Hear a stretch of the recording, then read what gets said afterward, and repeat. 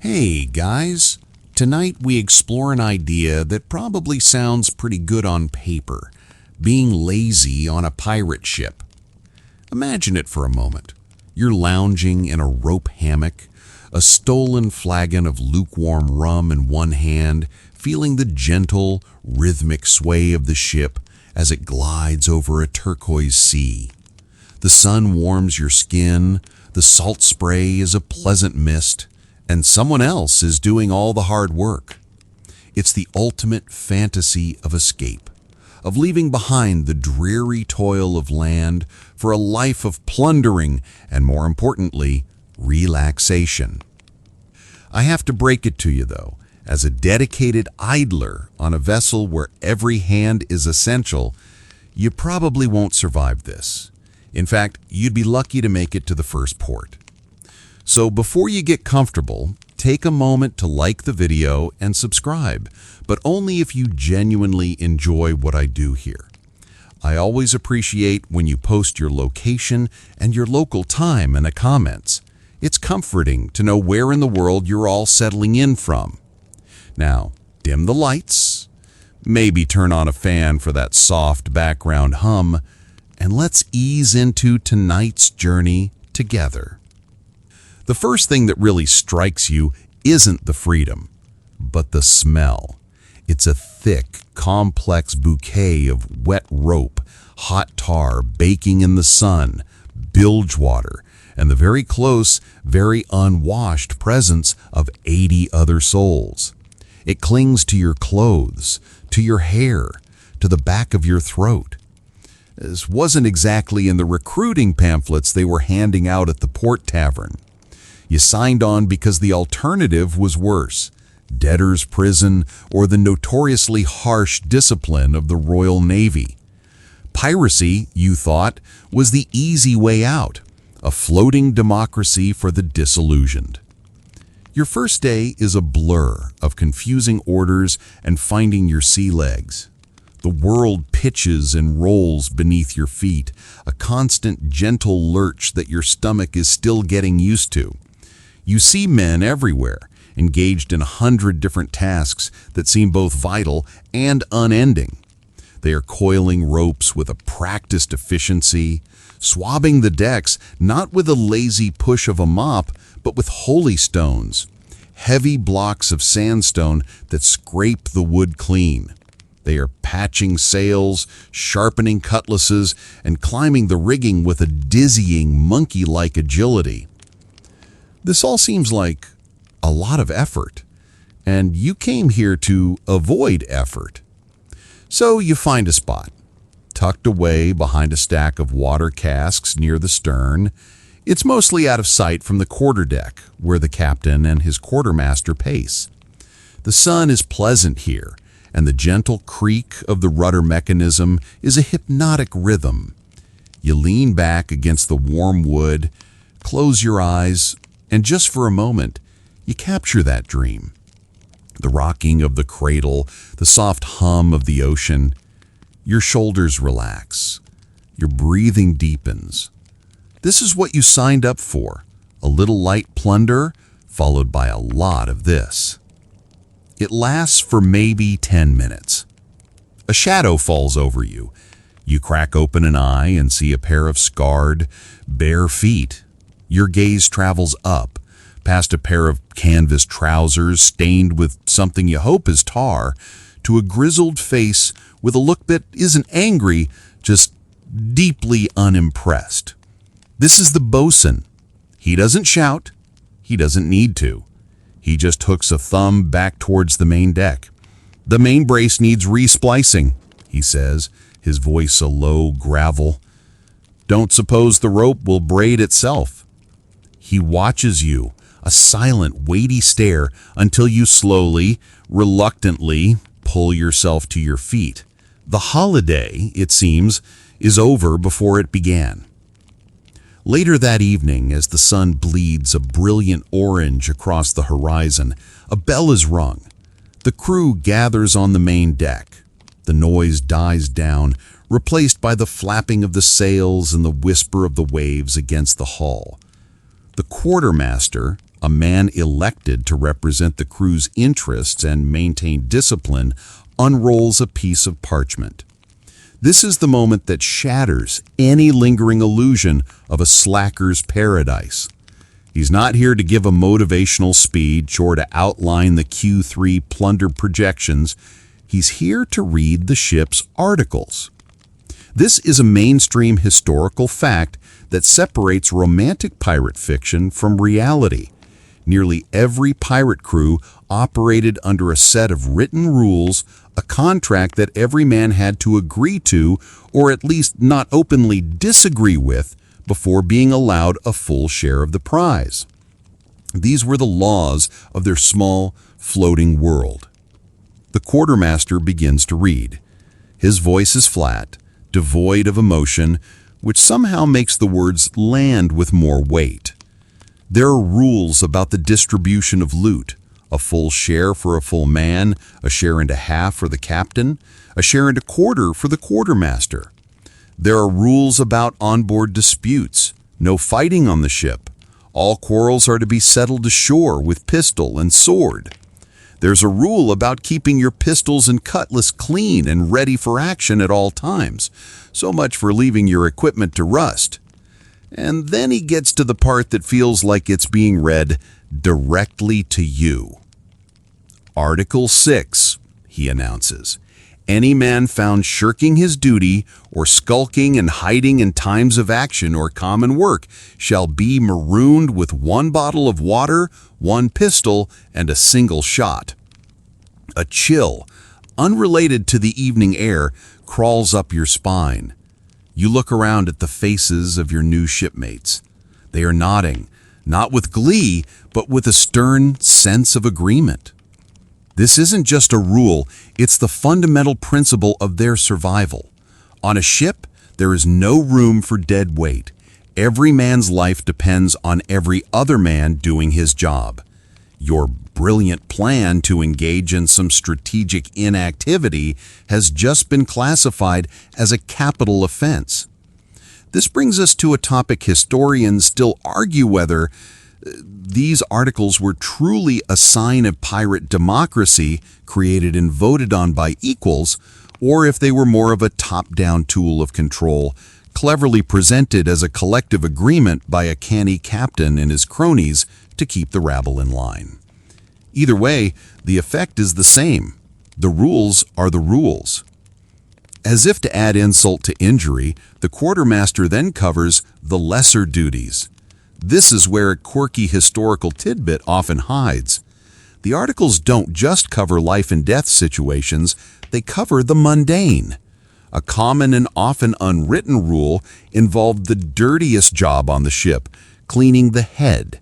The head, located at the bow or front of the ship, was essentially just a series of holes in a plank overhanging the water. In rough seas, it was a terrifyingly precarious place to be. You learn that one of the common and often unwritten rules was an extra week of head duty. Imagine your worst ever bathroom cleaning job, but it's for 80 unhygienic men, and every few seconds, a wave of cold salt water shoots up to say hello.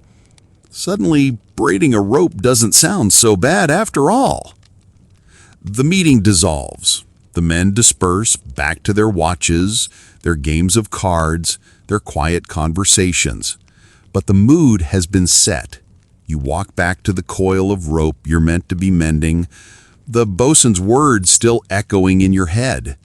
The dream of a pirate's retirement plan has crashed into the reality of a pirate's HR policy, and you've just realized your performance improvement plan involves a deserted island. The ship rocks gently beneath you, but the motion is no longer soothing. It feels like a cage, one where your every action and inaction is being weighed. And you have a sinking feeling you're already coming up short. The problem, you decide, isn't the work itself, it's the relentless presence of it. The ship is a living creature, and its maintenance is a constant, metabolic process that never sleeps.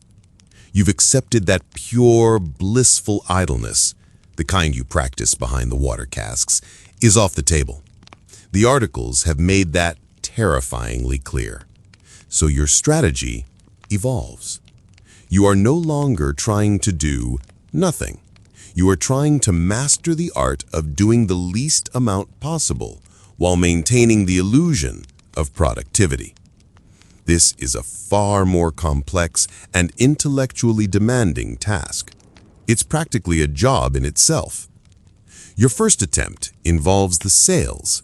A young man is perched in the shrouds, carefully stitching a patch onto the foresail with a needle as thick as a nail. It seems like a one-man job.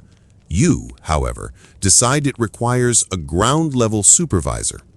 You stand on the deck, your head tilted back, one hand on your hip, studying his work with an expression of intense concentration. You offer helpful, if unsolicited, advice. A little to the left with that next stitch. Keep the tension even. The lad, whose name you think is Thomas, just squints down at you before pointedly turning his back to you. The ruse lasts for a full 15 minutes before the quartermaster wanders by. He doesn't stop. He just slows his pace, and his gaze flicks from the boy in the rigging to you and back again. It's a silent, cutting question. What is your function here? You quickly find an untied rope nearby and begin coiling it with a sudden, desperate energy until he's gone. Your second experiment is mobility. You learn that a stationary pirate is a suspicious pirate. A moving pirate, however, suggests purpose. So you begin taking walks, long, meandering circuits of the deck. To complete the image, you always carry a prop, a marlin spike, a small wooden mallet, a coil of rope. You walk with a brisk, determined stride as if you're on the way to a vital, time-sensitive task on the other side of the ship. When anyone makes eye contact, you give them a curt, professional nod, as if to say, "Can't talk, vital ship business." It works for a while. You become a familiar, if slightly puzzling sight, the walking man, the man on his way. The only problem is that you never actually arrive anywhere. The quartermaster is Isaac. You learn this from a whispered conversation over your meager dinner of hardtack and salted beef. He isn't a large man, but he has an economy of motion that makes him seem formidable. Where the captain might laugh and share a drink with the men to build morale, Isaac remains apart. His domain is order. His tool is observation. He seems to have a supernatural ability to know where he is most needed, or, in your case, where discipline is subtly fraying. You start to track his movements, learning his routines. You know he inspects the cook's supplies after the morning meal. You know he spends a long portion of the afternoon on the quarterdeck with the navigator. You use this knowledge to schedule your periods of minimal exertion. One of your favorite hiding spots becomes the ship's head. As foul as it is, no one lingers there. The privacy is unparalleled. You can sit there for 20 minutes at a time, staring out at the endless blue water, shielded from view by the curve of the bow. You tell yourself it's because you have a weak stomach, a story you are already beginning to cultivate. The sea spray is cold, the smell is atrocious, but it is, for a time, a sanctuary of sloth. This is where you observe another facet of ship life you hadn't considered: the background hum of real, ongoing labor. You see men slushing the masts, a truly disgusting job. They hang in the rigging, smearing a foul-smelling concoction of grease, tar, and sulfur onto the wood and ropes with thick rags. This greasy mixture protects the rigging from the corrosive effects of salt and sun. It's a crucial task, and it is miserable, messy work. You watch them, their faces and clothes smeared with the black goo, and feel a brief, shameful pang of gratitude for your cleverness. One of the men catches your eye and yells something you can't make out over the wind, but the gesture he makes is universally understood. You decide it's time to vacate your odorous haven. One afternoon, you find what you believe to be the perfect task. On the gun deck, a crew is assigned to maintain the cannons. They use long-handled swabs to clean the barrels, check the flints on the firing mechanisms, and secure the heavy guns to the deck. It is heavy, sweaty, important work. However, there's also a rack of cannonballs. They just sit there. You pick one up. It's heavy. You put it down. You then spend the next hour inspecting them. You pick one up. You rub it thoughtfully. You check it for roundness. You hold it up to the light, filtering through the gun port as if discerning its vintage. You are, for all intents and purposes, busy. An old pirate with a knot of gray beard and a face like a weathered map watches you for a time, a small, knowing smile on his face. He's seen your type before. He limps over. "Checkin' for flet spots, are ya?" he asks, his voice a dry rasp. I nod sagely. "Can't be too careful. A lopsided ball will throw off the whole shot." He actually lets out a short, wheezing laugh. "The quartermaster sees all, lad. He's not the captain. The captain steers the ship, but Isaac steers the men. A word of advice. Find a job that's slow, but looks hard. Polishing the binnacle, sharpening the cook's knives, something with a shine to it. A good shine can blind a man to a slow hand." It's the first piece of genuine, if cynical, advice you've received. This highlights the unique power structure on a pirate vessel, a true historical fact. The quartermaster often wielded more day-to-day authority over the crew than the captain himself. He distributed the rations, led the boarding parties, and administered all punishment. He was the voice of the crew, elected to ensure the captain didn't overstep his bounds, but this also made him the chief enforcer of the Articles. Historians still argue whether the quartermaster was a genuine check on the captain's authority or simply a bad cop that allowed the captain to remain the popular good cop who focused on navigation and battle strategy. In your case, this academic debate is irrelevant. Captain Davies might be pointing you toward a prize ship, but it is Isaac's shadow that follows you, that makes you jump every time a floorboard creaks behind you. You try the old man's advice. You spend an entire day polishing the brass bell on the foredeck. You polish it until it gleams with a blinding intensity, until you can see your own worried face reflected in its surface. You rub and buff, slowly, methodically.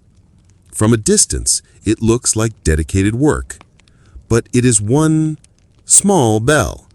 You manage to make it last until the sun sets. For now, it seems, you have found a loophole, a way to exist within the system. You're not quite an asset, but you haven't yet become an undeniable liability. As you give the bell a final theatrical wipe with your rag, you see Quartermaster Isaac at the far end of the ship, watching you. He doesn't look angry. He just watches, his expression unreadable, before turning his attention back to a conversation with the carpenter. The lack of immediate reprimand isn't a victory. It just feels like a stay of execution. The gaze lingered just a second too long. He knows, and you know he knows. The gleam of the ship's bell is your temporary shield. For 2 more days, no one bothers you. Every time the quartermaster passes, you are there, cloth in hand, giving the brass a perfunctory wipe. It's a job with a clear, visible endpoint, and you've managed to stretch that endpoint into a shimmering, never-ending horizon. But you can feel the patience of the crew, a tangible thing, wearing thin. You catch the sidelong glances. You hear the quiet muttering over the evening meal. The bell is as polished as it will ever be. Your time is up. The next morning, you know you need a new plan.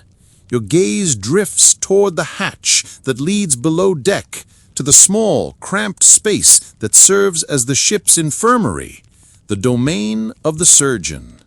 A new idea begins to blossom, a logical escalation of your efforts. If you can't look busy, perhaps you can look unwell. Being sick isn't laziness, it's a legitimate, sanctioned reason for inaction, a loophole in the social and legal fabric of the ship.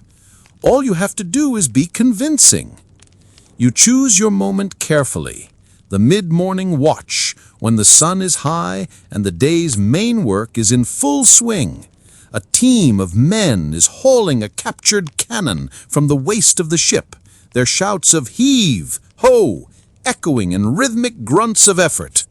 This is your stage. You're supposed to be helping them, acting as a guide for the ropes. Instead, you stumble back a step, one hand flying to your forehead in a gesture of dramatic dizziness. You lean heavily against the mast, a pained look on your face. You let out a soft groan. It works. The work doesn't stop, but a head turns, then another. The old pirate with the beard, the one who gave you the polishing advice, ambles over. He looks at you not with sympathy, but with a weary sort of appraisal, like a man inspecting a horse with a suspicious limp. "What ails you, lad?" he grunts. "My stomach," you moan, adding a hand to your abdomen for good measure, "feels like it's trying to climb out through my throat and a pounding in my head." You close your eyes as if the light is too much to bear.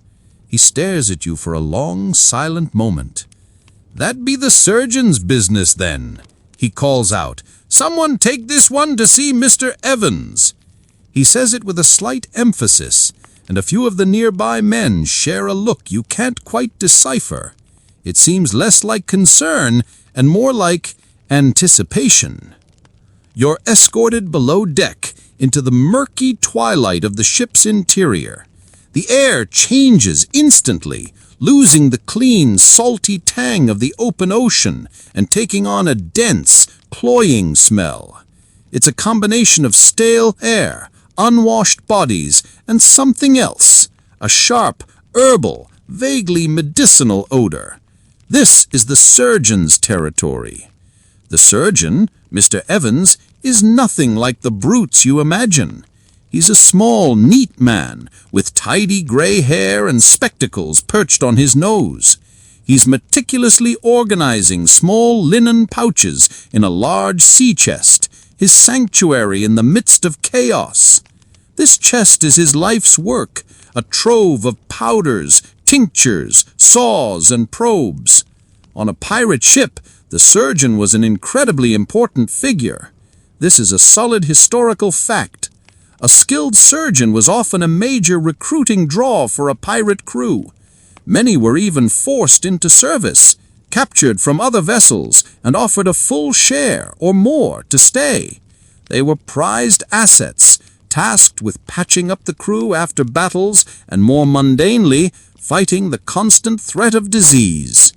"Well now," Mr. Evans says, looking up at you over his glasses. His voice is calm and measured. "What seems to be the trouble?" You launch into your well-rehearsed performance. You describe the churning in your stomach, the hammer in your head, the general feeling of profound malaise. You sway a little for effect. He listens patiently, his head tilted. He doesn't interrupt. When you are finished, he gestures to a small stool. "Sit," he says simply. He puts his pouches down and comes over to you. He feels your forehead. He presses gently on your stomach, asking you if it hurts here or here. He looks into your eyes, holding a small, sputtering candle close. His touch is professional, detached. You can't tell if he believes you or not. This quiet, clinical examination is far more unnerving than a loud accusation would be. You're in the world of the skulker now, a term from the era for someone who fakes illness to avoid duty. The surgeon is the gatekeeper, the one who must discern real sickness from strategic indolence. He has a finite supply of medicine, gathered from raided ships and port apothecaries, and he can't afford to waste it on fakers. Yes, he says at last, straightening up. It sounds like a classic case of nautical humors. The sea has a way of unsettling the constitution. He goes back to his chest and rummages around. Luckily, he continues, with his back still to you, I have just the thing for it. An old family recipe. Clears the head and settles the stomach like nothing else. He turns around holding a thick corked bottle. Inside is a viscous, gray-looking liquid. He uncorks it, and a truly foul odor fills the small cabin. Something like boiled cabbage mixed with sulfur and a faint hint of fish. Now, he says, pouring a generous amount into a grimy-looking tin cup, the key is to take this, then lie down in the dark for at least 8 hours. No food, no light, just you and the medicine, letting it do its work. This brings us to a wonderfully quirky tidbit about historical medicine. Cures were often designed to be deliberately unpleasant. A doctor or surgeon's reputation sometimes rested on how powerful and dramatic their treatments were. A medicine that was bitter, foul-smelling, and had a pronounced laxative effect was often seen as more effective than a simple, gentle remedy. It proved the medicine was working. This philosophy also had the handy side effect of discouraging malingerers. Who would fake a headache if the cure was a guaranteed afternoon of profound misery? You look at the gray sludge in the cup. You look at Mr. Evans' impassive face. You can feel your feigned illness beginning to waver. You know, Mr. Evans, just coming down here into the calm and the quiet, my head already feels a little clearer. I think maybe some fresh air is all I needed after all. Mr. Evans looks at the cup, then back at you. A tiny, knowing smile touches the corner of his lips. Amazing what the power of suggestion can do, he says softly. He pours the gray sludge carefully back into the bottle and replaces the cork. Well, don't let me keep you from your duties. You turn and practically flee back up the ladder, bursting out into the sunlight. You take a deep, cleansing breath of salt air, the foul stench of the cure still in your nostrils. You've escaped the treatment, but you've lost the battle. Your ploy failed. Worse, you now have another senior crew member who knows you for exactly what you are. Not sick, not overworked, but a dedicated shirker. A liability in the making. Your options for avoiding work are dwindling, and the patience of the crew is wearing away, like a rope fraying one strand at a time. The air on deck, which you so eagerly gulped down after escaping the surgeon's cabin, now feels thick with judgment. Your failed attempt at feigning illness hasn't gone unnoticed. Word travels fast on a self-contained vessel like this. The story of your miraculous recovery has already made the rounds. The quiet muttering is no longer so quiet. When you pass by a group of men, their conversation sometimes halts, and you can feel their eyes on your back. The old pirate who first sent you to the surgeon now just shakes his head slowly when he sees you, a look of profound disappointment on his weathered face. You've crossed a line. You're no longer a puzzling curiosity. You're an irritation, a joke that has gone on too long. The quartermaster, Isaac, makes it a point to assign you the worst, most thankless jobs on the ship. You aren't being punished with the cat o' nine tails, not yet. This is a softer, more insidious form of correction. It's a public display of your fallen status. You spend 2 full days scrubbing the slimy, stinking walls of the bilge with a stiff brush, immersed to your knees in the foul, sloshing water that collects in the bottom of the ship. The smell of rot and decay seeps into your skin. Remember the stench from the surgeon's cabin? It's a field of lavender compared to this. After that, you are given the task of cleaning the chicken coop, a small, splattered cage that houses the few scrawny birds kept for the captain's table. You do these jobs, but with a sullen, dragging slowness. You scrub, but without vigor. You scrape, but without purpose. Your laziness has become a point of pride now, a defiant act of passive resistance. Let them give you the worst jobs. You will simply do them as poorly and slowly as possible. You believe you found a new equilibrium. You are performing labor, as required by the articles, but you are performing it so inefficiently that you might as well not be doing it at all. It is a war of attrition, and you're determined to win by simply wearing everyone else out. This is a grave miscalculation. You have fundamentally misunderstood the nature of this vessel. It is not an office where poor performance is met with a written warning. It's a lifeboat in the middle of a vast, unforgiving wilderness, and a storm is coming.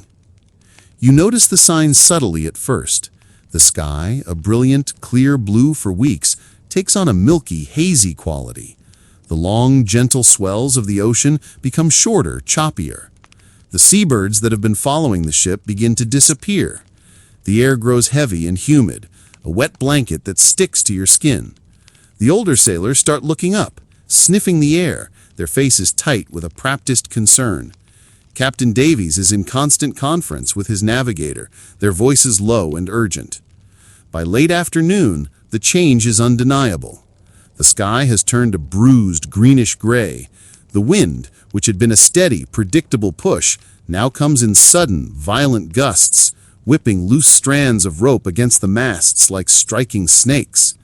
The gentle rocking of the ship has turned into a sharp, sickening lurch. A call rings out across the deck. All hands on deck! Furl the sails! Look alive! This is it. Not a drill, not a test. It's the real thing. Men scramble from below deck, their faces grim. They know what this is. A squall. A sudden, violent storm that can appear with terrifying speed in these tropical waters. It's a moment where speed and coordination are the only things that separate a ship from the bottom of the ocean. Your assigned post is on the main deck, working with a team to secure the mainsail, the largest and most important sail on the ship. The wind is a physical force now, a screaming, invisible wall that tries to push you off your feet. Rain, thick and cold, begins to fall, not in drops, but in sheets. It stings your face and blinds your eyes. You see the men around you working with a desperate, frantic energy. They move as one, their actions born of 100 drills and a shared sense of mortal peril. They haul on the thick, stiff ropes, their muscles straining, their voices shouting commands that are barely audible over the howl of the wind. And you hesitate. Your calculated laziness, your ingrained habit of minimal effort takes over. You pull on the rope, yes, but your pull is a half-hearted tug. You move to lash a line, but your fingers are slow and clumsy. Your mind is still operating at half speed, while the world around you is redlining. You are not refusing to work. You are simply doing your job badly, just as you have for the past week. But now, the stakes are different. The quartermaster, Isaac, screams in your ear over the gale. "Pull, you fool! Pull like your life depends on it!" Because it does. This is the ultimate, non-negotiable, historical fact of life at sea. In a storm, everyone's survival is linked. A sail that isn't furled quickly enough can be torn to shreds by the wind, not only rendering the ship less maneuverable, but also sending lethal, flailing ropes and bits of rigging across the deck. Even worse, a ship with too much sail out in a gale can be broached, turned sideways to the waves, or even capsized entirely, taking everyone down with it. You are a weak link in a chain being tested to its breaking point, and the chain is beginning to snap. Because you are a moment too slow securing your corner of the sail, the wind catches a loose fold. With an explosive crack like a cannon shot, the canvas bellows out violently. The clew, the heavy, rope-reinforced corner of the sail, whips violently across the deck. It catches the man who just screamed at you square in the shoulder, sending him spinning to the deck with a cry of pain. The situation spirals. With one man down, the others have to struggle even harder to control the flailing sail. You stand there for a split second, frozen, realizing the direct consequence of your inaction. Quartermaster Isaac, his face a mask of cold fury, is suddenly there. He doesn't waste time with words. He shoves you out of the way, taking the rope from your useless hands and adding his weight and skill to the fight. With his help and the frantic efforts of the rest of the team, the sail is finally brought under control and lashed securely to the yardarm. The entire crisis, from the moment the wind caught the sail to the moment it was secured, lasted no more than 20 seconds. But in those 20 seconds, everything changed. A man is injured, clutching his arm. Valuable time was lost. The ship was put in needless danger, and everyone on that deck knows exactly whose fault it was. This brings up a point that historians often debate. Was pirate culture fundamentally anarchic or ruthlessly pragmatic? Did they truly value individual liberty above all, as the romances suggest? Or did that liberty only extend to the point where it did not endanger the group? Your situation provides a grim answer. Your personal liberty to be lazy has directly clashed with the crew's pragmatic need to survive. There is no question which one will win. As the storm begins to pass, leaving behind a heaving sea and a gray weeping sky, the work of securing the ship continues. No one speaks to you. If you were an irritation before, you are now a pariah, a walking ghost.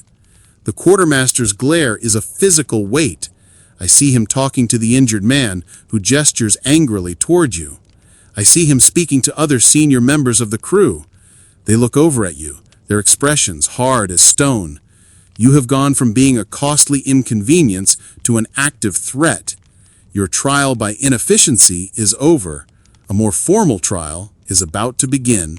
You've successfully avoided hard labor, but you have a sinking feeling you've just earned yourself a much harsher sentence.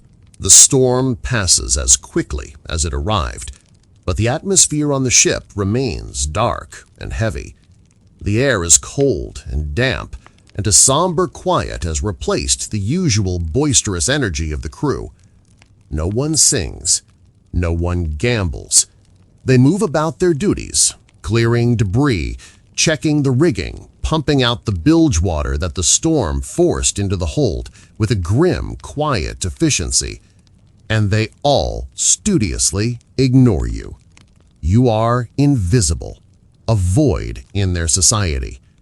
It is a more profound and unsettling isolation than you have ever felt. You are among 80 men, yet utterly alone. There is no formal announcement, no summons written on parchment. It doesn't need to be that formal. Toward dusk, as the sky clears to reveal a bruised purple and orange sunset, Quartermaster Isaac simply walks up to you. His face is unreadable, his eyes cold. "The captain wants a word," he says, his voice flat. He doesn't wait for a reply, just turns and walks toward the great cabin at the stern of the ship. Two other crew members, large men with hard faces, fall into step behind you. They are not touching you, but their presence is a clear message. You are not being invited to a conversation. You are being escorted. The captain's cabin is a world away from the filth and cramp of the rest of the ship. It is spacious, with leaded glass windows looking out over the ship's wake. There are maps laid out on a large oak table, a few stolen silver goblets, and a cot neatly made in the corner. Captain Davies is there, as is the bosun, the surgeon, Mr. Evans, the old pirate who gave you the polishing advice, and the man whose shoulder was injured by the flailing sail, his arm now in a sling. This isn't a random gathering. It's a jury. This is your trial, conducted according to pirate custom. Historically, justice on a pirate ship was often swift and direct. There was no appeals process, no bewigged judge. It was a community enforcing its own laws, and the quartermaster typically acted as the prosecutor, presenting the case on behalf of the crew. You stand in the center of the cabin, the deck swaying gently beneath you. The motion, once a source of comfort, now just makes you feel off balance. Captain Davies, who has always maintained a bluff, almost cheerful distance, looks at you now with a piercing severity. "The quartermaster tells me you've not been pulling your weight." It isn't a question. Isaac steps forward. He doesn't shout. He simply lists your transgressions, his voice a calm, damning monotone. He speaks of your hiding behind the water casks on the first day. He mentions your pointless meandering walks around the deck. He describes, with a hint of sarcasm, your a week-long fascination with polishing a single bell. Mr. Evans then steps forward and speaks briefly of your miraculous, instantaneous recovery from a severe stomach ailment. There are no raised voices, no high-energy accusations. It's all presented as simple, undeniable fact. Finally, the man with the sling speaks. His voice is tight with anger. "His slowness almost cost me my arm or my life. He stood there, holding the rope like it was a dead fish, while the rest of us fought for the ship." The captain lets the silence hang for a moment before turning his gaze to you. "Do you have anything to say for yourself? Any reason we should not deal with you as the articles prescribe?" The ship's articles. You remember that first night, the quartermaster reading them aloud. "Any man found shirking his duty shall be marooned." At the time, it was an abstract threat, a line of text on parchment. Now it is the cold, hard reality of this room. You look for a friendly face, for a glimmer of sympathy, and find none. You see only the weary eyes of the old pirate, the clinical detachment of the surgeon, the cold fury of the quartermaster, and the pain-filled glare of the injured man. You have broken the one sacred rule of their society. You did not contribute. You took a share of the food and water and safety, and in return you gave them nothing but risk. The decision is already made. This proceeding is merely a formality, a nod to the democratic principles they profess. It brings to mind one of the most famous quirky tidbits about pirate justice. The so-called pirate code was often just a guideline. While the articles laid out specific punishments like marooning, a captain and quartermaster, with the support of the crew, could, and often did, improvise. There are accounts of pirates being unceremoniously tossed overboard or sold into servitude instead of being granted the dignity of a marooning. The letter of the law was less important than the spirit of getting rid of a problem. The captain confers quietly with the quartermaster. You can't hear the words, only a low murmur. Then he looks up. "The vote is taken. You have been found a danger to this vessel and its company. We will make for the nearest shore come morning."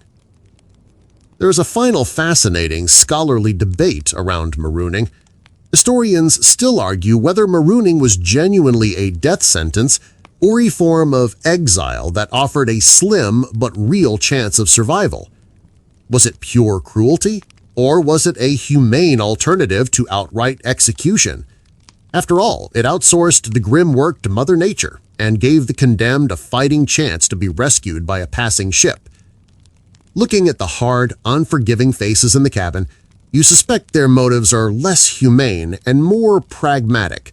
They just want you gone. The night is long. You are confined to a small, dark storage room. The door is barred from the outside.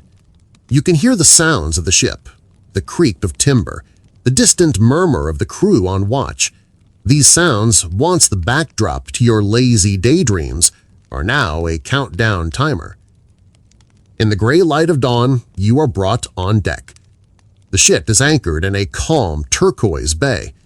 A short distance away is a small island, a crescent of white sand fringed with palm trees. It looks exactly like the paradise you imagined when you first decided to become a pirate. The irony is as bitter as Mr. Evans' medicine. A small jolly boat is lowered. Your sentence is carried out exactly as the articles described. You are given a single bottle of water, stoppered with a cork. You are given a pistol, a heavy single-shot flintlock.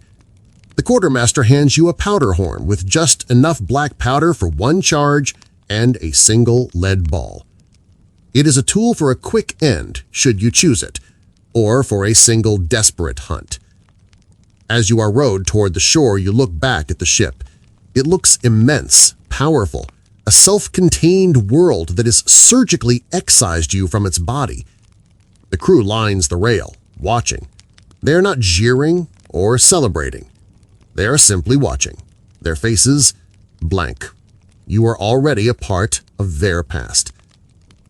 The boat grates on the sand. You are forced out. You stumble onto the beach, the bottle of water in one hand, the useless pistol in the other. You don't look back as the boat rows away. You just stand there, on the warm sand, and watch as your former shipmates raise the anchor, unfurl their sails, and slowly, silently glide out of the bay, disappearing over the horizon. You are left with the soft rustle of the palm trees, the gentle lap of the waves on the shore, and a silence more profound than you could have ever imagined. You have finally achieved the life you wanted. No one to give you orders, no work to be done, no responsibilities at all. You have all the time in the world. Just you and your profound and unending and utterly terrifying laziness. What getting into a fight was like in the Roman Colosseum. The day begins not with the sound of a roaring crowd or a trumpet's call, but with a dull ache in your lower back. It's a familiar ache, the kind you get from a straw mattress that has long since given up any pretense of being comfortable. You suspect the lumps are now plotting against you, forming a tiny malevolent mountain range directly beneath your ribs. This, you imagine, is the luxury model, extra firm for spinal alignment, or something. Sunlight, weak and hazy, pushes its way through a high-grated window, painting a dusty rectangle on the far stone wall.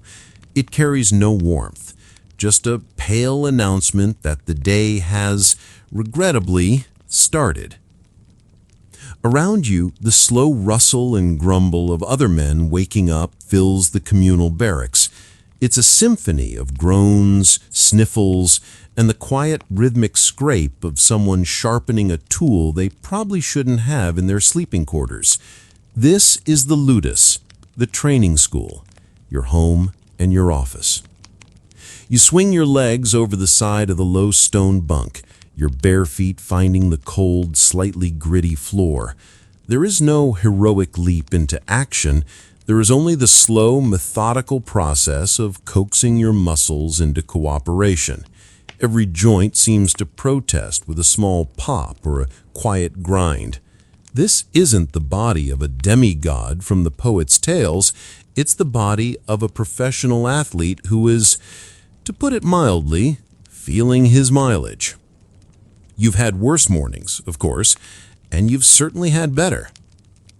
Across the room, Gaius is already up and performing a series of slow, deliberate stretches, his immense frame looking almost graceful in the dim light. He catches your eye and gives a slow, barely perceptible nod. It's not a gesture of camaraderie, not exactly. It's more an acknowledgement of shared existence, like two cart oxen yoked to the same burdensome wagon. Your colleagues in a very, very strange line of work. The air is thick with the smell of sleep, sweat, and something vaguely like damp earth. You pull on a simple linen tunic, the fabric coarse against your skin. It's clean enough, which is a small luxury you've come to appreciate. Your owner, the lanista, invests a great deal in keeping his assets in working order, and you are, above all else, an asset, a very expensive, very complicated piece of property. In fact, many gladiators receive better medical care and nutrition than the average Roman citizen, a pragmatic reality that gets lost in the more sensational stories. Your doctor is on speed dial. Your dinner is calculated for performance. You are a finely tuned machine, albeit one that runs on barley and mild existential dread. You join the others shuffling toward the refectory. Breakfast is what it always is, a thick, warm porridge of barley, perhaps with a few beans or lentils thrown in for variety. It's heavy, filling, and deeply uninspiring. The ancient worlds answered to a joyless protein shake. They call gladiators hordieri, the barley men, because this carb-heavy diet is by design. It's meant to build up a protective layer of fat over your muscles, a cushion to absorb the sort of shallow cuts that look spectacular to the crowd but won't take you out of a fight. It's a practical, if unflattering, form of armor. You sit on a wooden bench, spooning the bland mixture into your mouth without much thought. The conversation around you is muted. No one boasts about the day ahead. There's an unspoken rule against it. Instead, the talk is of small things, a debt owed, a funny-looking stray dog that hangs around the kitchens, the questionable quality of the last wine ration. This is how you cope. You focus on the tiny, ordinary details of life, building a wall of mundane thoughts to keep the vast, extraordinary reality of your profession at bay. The school's trainer, a retired gladiator with a face like a roadmap of ancient grudges, walks through the room. His name is Lucius, and his limp is more pronounced in the morning. He doesn't speak, merely watches. His gaze is a physical weight, assessing, calculating. He looks at your arms, your posture, how you hold your spoon. He's looking for weakness, for hesitation, for anything that might cost him his investment. You avoid his eye and focus intently on a particularly stubborn lump in your porridge. Historians still argue whether gladiators were all slaves dragged into the arena against their will, or if some were volunteers, disgraced soldiers, thrill seekers, or men buried in debt fighting for fame and fortune. You see both types here. There are the prisoners of war with haunted eyes, who move with a silent, simmering fury, and there are the free men, the ones who signed a contract, swaggering with a confidence that you find both foolish and, in a strange way, admirable.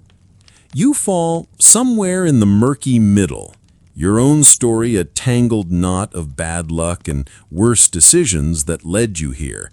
The why of it all feels less important this morning than the how to get through the next 12 hours. After the meal, there's a quiet period. Some men check their practice gear. Others find a quiet corner to sit and stare at a wall. There are no soaring speeches from the lanista, no patriotic hymns. There is only a pervasive, humming tension, a low-frequency anxiety that settles deep in your gut. You find your own space, leaning against a cool stone pillar. You run a thumb over a small, worn token in your pocket, a sliver of wood from your childhood home. It's a foolish superstition, you know. It has no power, but its familiar smoothness is a comfort, a tiny anchor in a sea of uncertainty. Maybe you'll wash your fighting tunic after this, for luck, or maybe just because it's starting to develop a personality of its own. The waiting, you've decided, is often the hardest part. It's a slow, quiet unraveling of the nerves long before any real challenge has even begun. The waiting ends, as it always does, with a quiet signal. Not a shout, but a gesture from Lucius, who jerks his head toward the passageway leading out of the school. It's time. The vague, humming anxiety in the room doesn't vanish. It just crystallizes into a cold, hard stone in your stomach. You push yourself off the pillar, the worn wooden token in your pocket now feeling slick with sweat. You give it one last reflexive touch before following the line of men shuffling out of the familiar barracks. The walk is a short one, through a dedicated private tunnel connecting the ludus directly to the great amphitheater next door, the Flavian Amphitheater, the Colosseum. Even its proper name sounds heavy, like a dropped stone. This tunnel is a familiar space, yet it always feels like the final crossing of a river, leaving the mundane world behind for something else entirely. The air changes first. The dusty, lived-in scent of the barracks gives way to a deeper, colder smell of damp earth and old stone. The sound of your footsteps and those of the men around you begins to echo, a soft, rhythmic tramp of leather sandals on worn rock. And then you are in it, the hypogeum, the underworld. It is not a simple basement. It's a city beneath the city. A labyrinth of two-storied corridors, alcoves, and chambers lit by the nervous flicker of hundreds of oil lamps. Their dancing flames cast long, distorted shadows that writhe and leap along the walls, making the stone itself seem to breathe. The air here is a thick, complex stew of smells. There's the sharp, animal tang of unwashed fur and stale fear from the cages lining one corridor. You can hear a low growl from a leopard in a nearby cell, a sound that vibrates through the soles of your feet. Then there's the metallic scent of oil and grease from the machinery, the sour odor of nervous sweat, and a faint, cloying whiff of incense, a futile attempt to mask the rest. The official scent of showtime, you think, is equal parts wildcat and cheap perfume. You and your group are herded down a specific corridor by tense-looking stagehands in plain tunics. They move with a brisk, almost panicked energy, a stark contrast to the deliberate calm you are all trying to maintain. For them, this is a complicated backstage production. For you, it is the waiting room for the stage itself. Archaeologists will one day debate the exact purpose of every room and corridor down here, trying to map the flow of men, beasts, and props. But for you, it's a place of organized chaos. You pass stacks of painted wooden trees and rocks, scenery for the morning's staged hunts. You see technicians checking the ropes on a massive wooden platform, one of the many lifts that will hoist creatures and fighters up through trapdoors into the arena above. The engineering is ingenious and terrifying, a whole hidden world dedicated to creating spectacular death. You are guided into a chamber set aside for arming. Your equipment is laid out on a stone bench, looking less like the gear of a hero and more like specialized tools for a difficult job. As a Thrax, your kit is distinctive. A small square shield, the parmula, which feels almost comically undersized. Greaves to protect your legs, a protective garment for your sword arm, made of quilted linen and leather strips, and of course, the helmet. An armorer, a grizzled man with burn scars on his forearms, helps you with the straps. He works with a detached professionalism, his hands deftly pulling the leather tight, his expression neutral. He doesn't offer words of encouragement. His job is to make sure the gear is secure. Your job is to use it. You hold up your right arm as he begins to wrap it. The layers of linen are stiff, constricting your movement slightly, a necessary trade-off for protection. He follows with the leather straps, winding them up your arm from wrist to shoulder in a precise, overlapping pattern. He secures them with a series of knots that you could never tie or untie yourself. You're being sealed into your work uniform. While he works, you glance around. Gaius is being armed nearby, his much larger shield and distinctive helmet marking him as a Murmillo, your probable opponent for the afternoon. There is a strange intimacy in this moment, seeing the man you will soon face being trussed up just as you are. He meets your gaze again, just for a second. The nod is gone. His eyes are flat, distant. He is no longer your colleague from the breakfast table. He is becoming what the crowd will pay to see. The final piece is the helmet. The Thracian helmet is a work of art and a sensory deprivation tank. It's a full-faced bronze shell, beautifully embossed, but offering a terrifyingly narrow field of vision through two small eye holes. As the armorer settles its weight onto your shoulders, the world shrinks. The chaotic scene of the hypogeum disappears, replaced by a tight, dark view of the floor in front of you. Your own breathing suddenly becomes a deafening roar inside the metal confinements. Every exhale fogs the bronze. Every sound from the outside world becomes a muffled, distorted echo.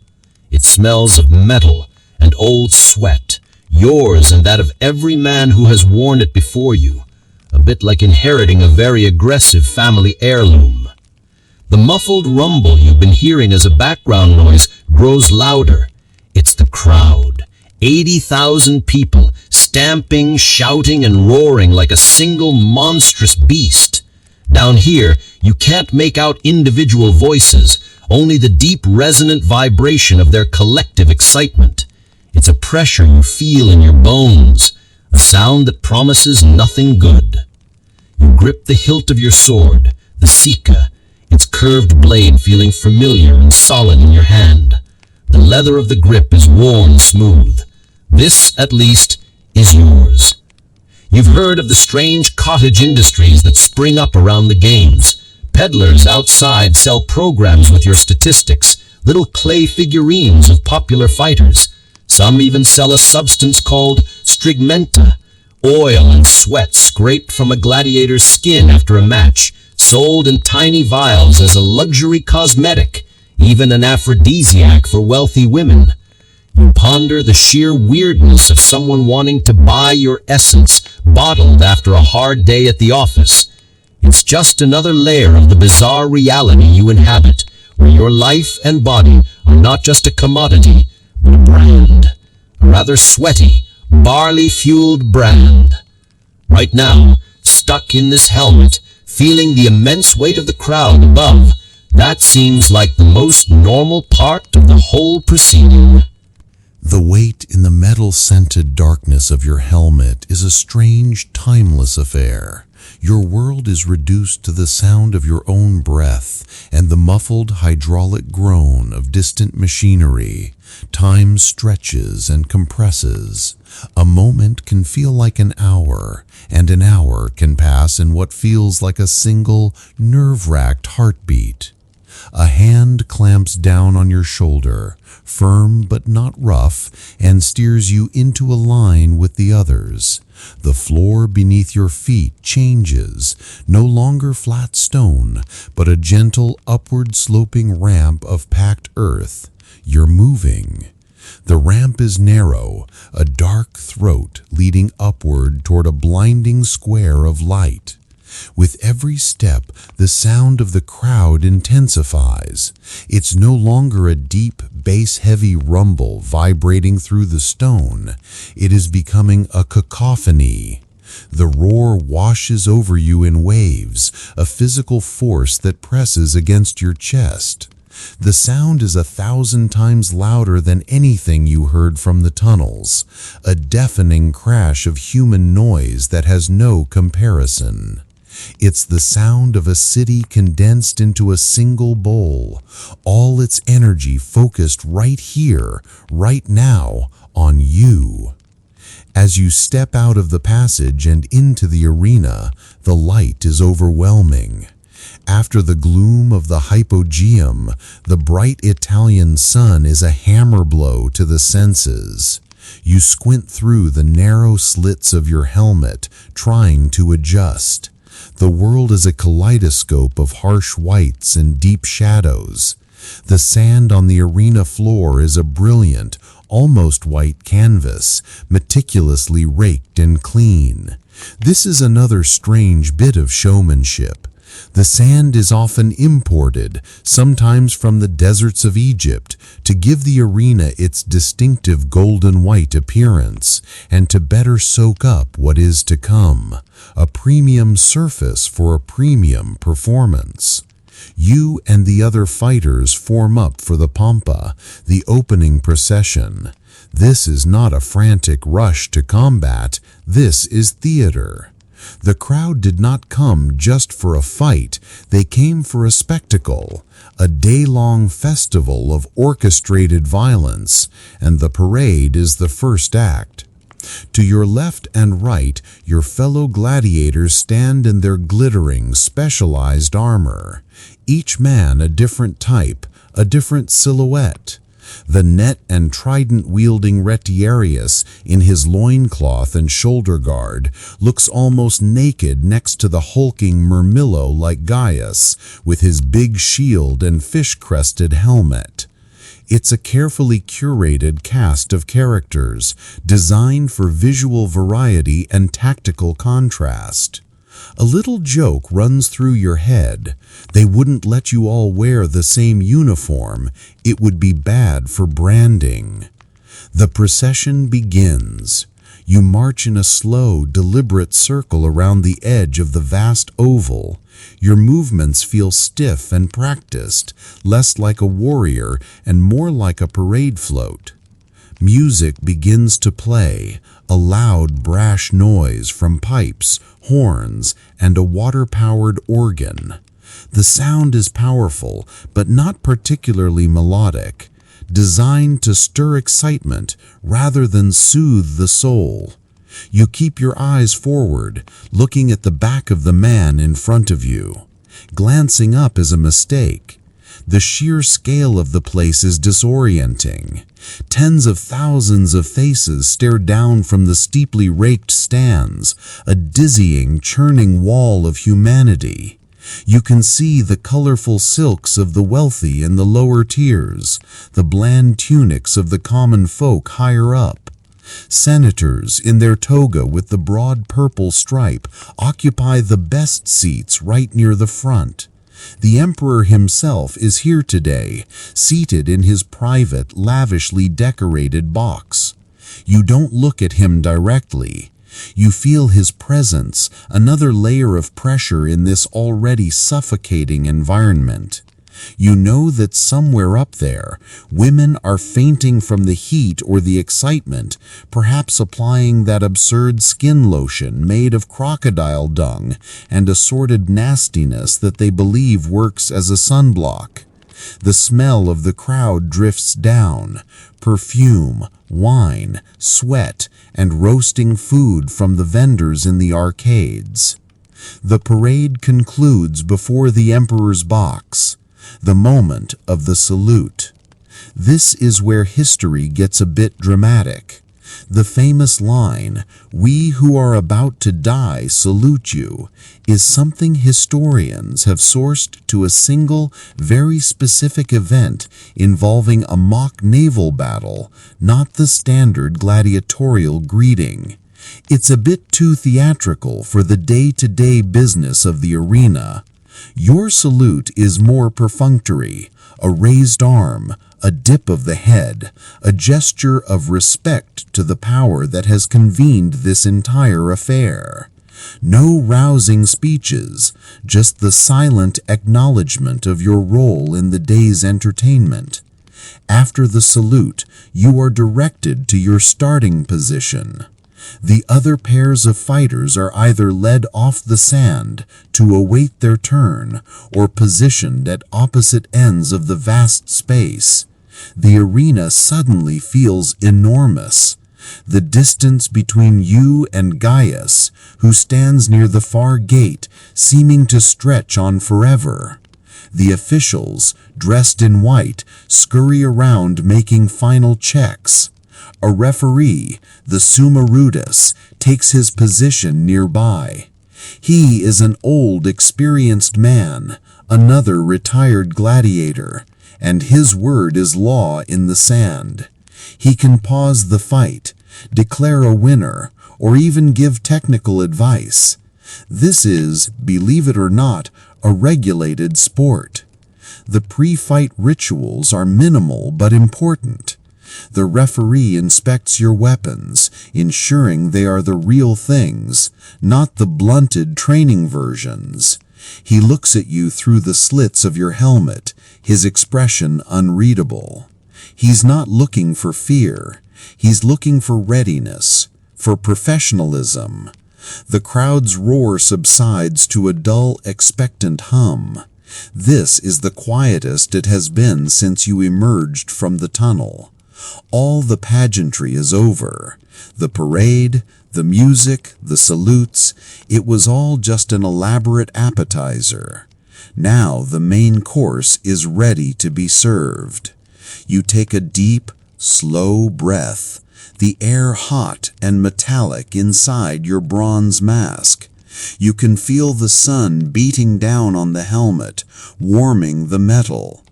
You shift your weight from foot to foot, feeling the sand give slightly beneath your sandals. You flex the fingers of your sword hand. You don't look at Gaius yet. You focus on your own little patch of sand.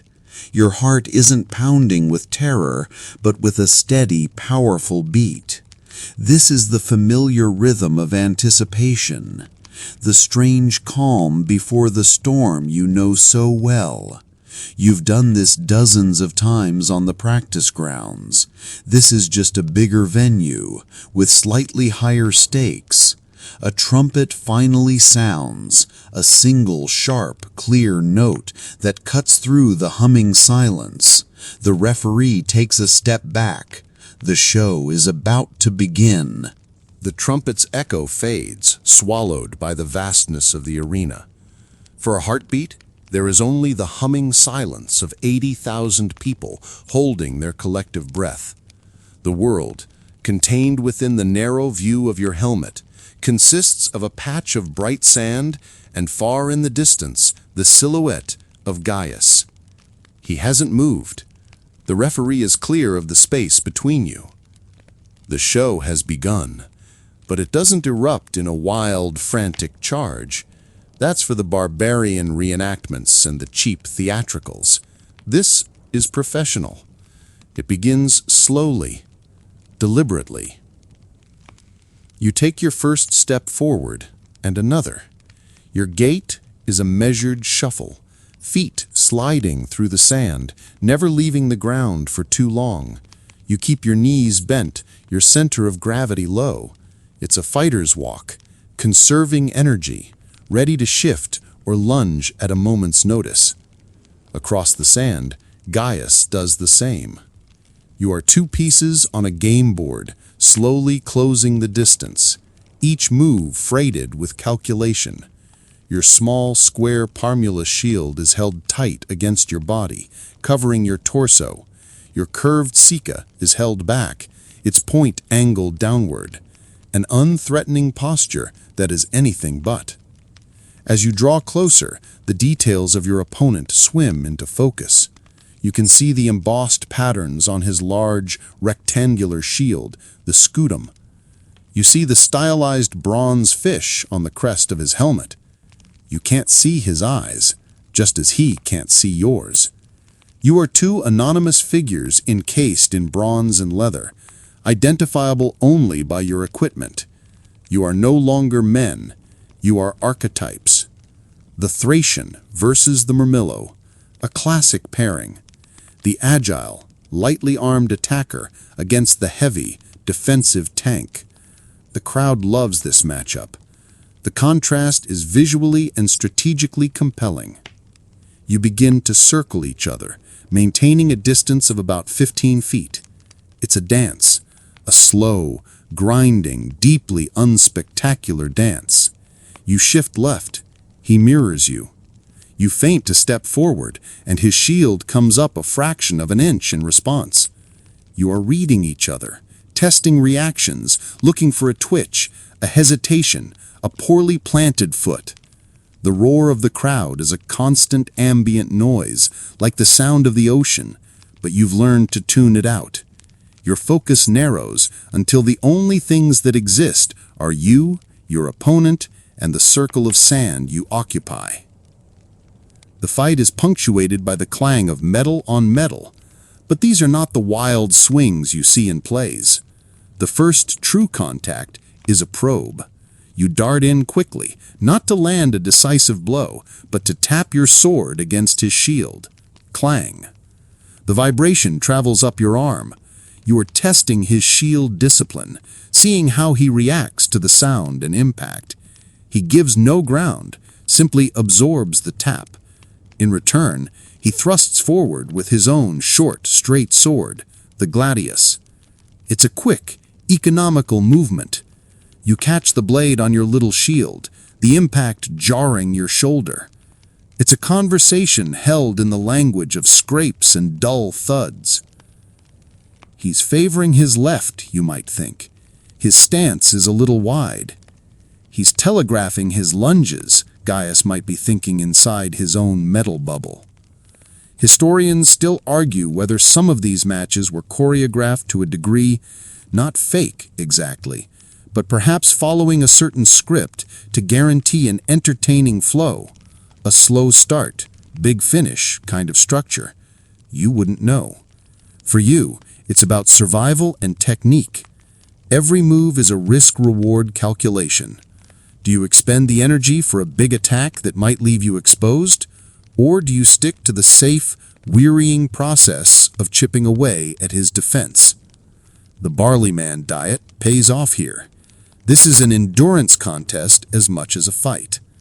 The layer of fat isn't just for protection. It's stored energy for this slow, grueling burn. Minutes stretch on.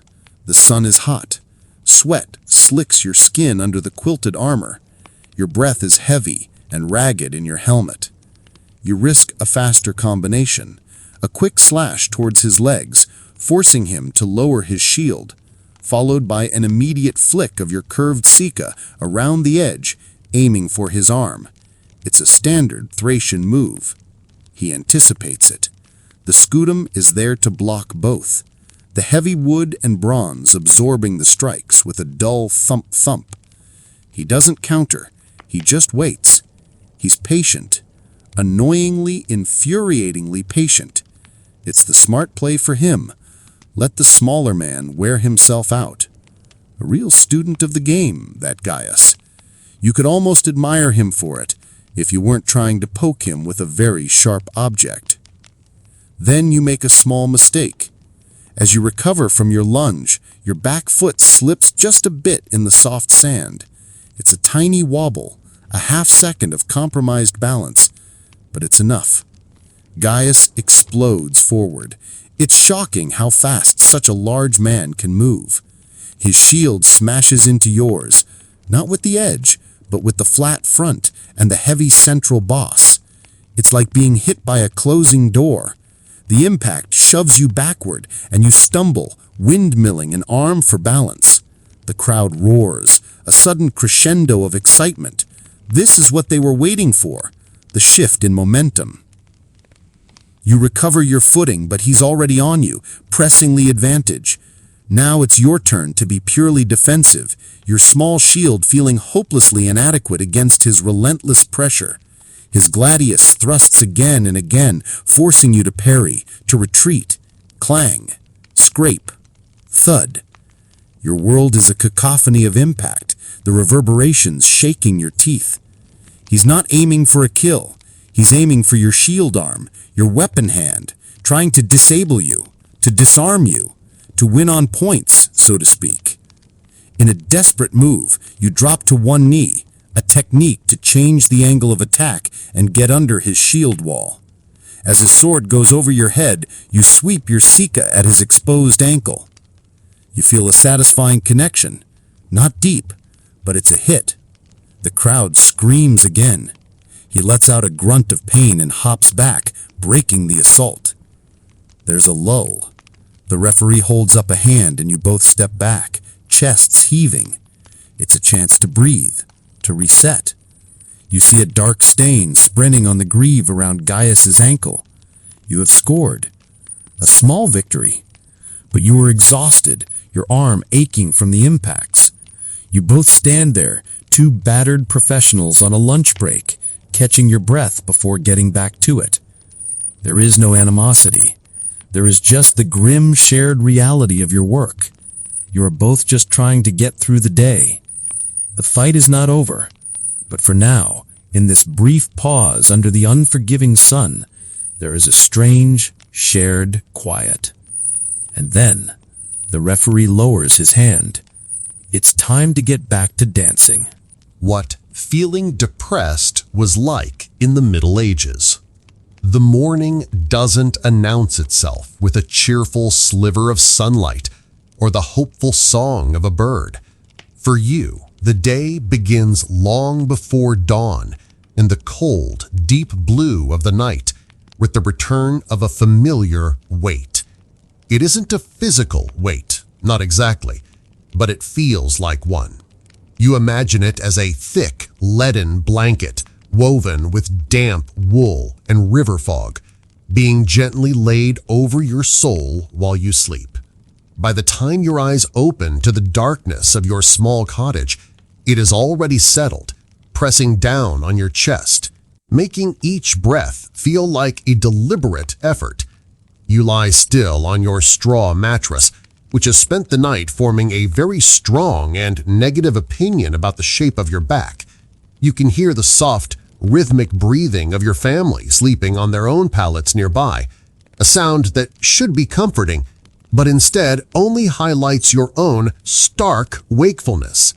Outside, the wind sighs, a low, mournful sound as it pushes against the wattle and daub walls of your home. The air inside is cold and smells of old smoke smell, damp earth, and sleeping humans. It is the smell of every night. This state of wakeful stillness in the heart of the night is common. Most people in your village experience the first sleep and the second sleep. They wake for an hour or two in the quiet dark to pray, to think, or simply to turn over on the rustling straw. But for you, this quiet hour is the heaviest. With the world asleep, there are no distractions from the silent hum of sorrow that lives in your bones. It's a feeling without a clear source, a river without a spring. You are not starving. A fever does not burn in your veins. You simply are this, leaden, muted. You stare up at the thatched roof, a dense, spiderous darkness against the slightly less dark sky visible through a smoke hole. You try to pinpoint a cause. Did something happen yesterday? You cycle through the events with a dull slowness. You woke, you tended to the chickens, you spent 6 hours weeding the long, stubborn rows of beans in the common field. Your back ached. You ate a bowl of pottage. You mended a fence post. You went to sleep. A real page-turner of a day. No, nothing happened. Nothing ever really happens. And perhaps that is part of the problem, the sheer, unending sameness of it all. Eventually, a rooster crows somewhere in the village. It's not the bold, world-conquering cry you hear in stories. It sounds tired, like it's crowing out of contractual obligation rather than any real enthusiasm for the sunrise. It's a sound you understand completely. That's your signal. The second sleep is over. The day now is unavoidable. Pushing yourself up is a monumental task. The leaden blanket seems to fight you, begging you to lie back down and let the gray stillness reclaim you. But the fire needs to be coaxed back to life. The cow needs to be milked. The endless cycle of chores does not care about the weather inside your head. You swing your legs over the side of your low bed, your bare feet meeting the cold, packed earth floor. The sensation sends a small, unpleasant jolt through you. Moving in the pre-dawn gloom, you are a ghost in your own home. You find the embers on the central hearth, blowing them gently until a tiny flame flickers, its weak orange light pushing back the oppressive darkness, but not the oppressive feeling. The flame casts dancing shadows that make the familiar shapes of the single room, the rough-hewn table, the storage chest, and the loom in the corner seem strange and unfamiliar. Your life is contained in this one room, shared with family and during the harshest nights of winter with a prized animal or two. This is a simple fact of life for a peasant family. There's no door to close for a moment of privacy, no separate space to retreat to. Your sorrow is a public sorrow, even if no one names it. They simply see you as quiet, slow, perhaps a bit sullen. They might think you are lazy or lost in thought. They might just think you're you. Historians still argue whether the complex social and spiritual structures of the medieval world provided more communal support for this kind of suffering, or if they simply made it harder to express. Was it easier to bear the burden when shared among a community bound by hardship, or did the lack of a language for personal internal struggle just leave you feeling more isolated? You don't have an answer. You only know the quiet ache of being surrounded by people while feeling utterly, profoundly alone. You take the wooden pail and step outside into the gray, misty air. The village is slowly waking up, plumes of smoke beginning to rise from other thatched roofs. The world is a study in brown and green, the colors muted as if seen through a piece of dusty glass. It's a painting you can see but cannot feel. And so your day begins as it always does, not with a step, but a slow, heavy trudge into the pale and colorless light. The day unfolds at the rhythm of the sun, or more accurately, the rhythm of obligation. You move through your chores in a haze, your body performing the familiar tasks while your mind feels distant, as if observing from a great height. Mending a fence, pulling weeds, scattering grain for the chickens, the motions are automatic, worn into you by years of repetition. But they bring no satisfaction, no sense of accomplishment. They are simply things that must be done, like breathing or blinking. The leaden blanket from the morning is still with you, just stretched a bit thinner now, a translucent veil between you and the world. When you have a moment to yourself, leaning against a rough-hewn fence post while the cow grazes placidly, you try to understand it. What is this feeling? You don't have a clinical name for it. The language of your world offers two powerful and sometimes overlapping frameworks for understanding your affliction, the body and the soul. From the healer's perspective, the cause is an imbalance in your humors. This is the bedrock of medieval medicine, a theory inherited from the ancient Greeks, primarily Galen. The human body, everyone knows, contains 4 essential fluids: blood, phlegm, yellow bile, and black bile. A healthy person is a balanced person, each fluid in its proper proportion. A cheerful, rosy-cheeked man is sanguine, full of blood. A sluggish, impassioned man is phlegmatic. A hot-tempered man is choleric, with too much yellow bile. And then there is your condition, melancholy. It comes directly from the Greek words melas for black and choli for bile. An excess of black bile, the cold, dry humor associated with the earth element and the season of autumn, is said to be the cause of this pervasive sadness.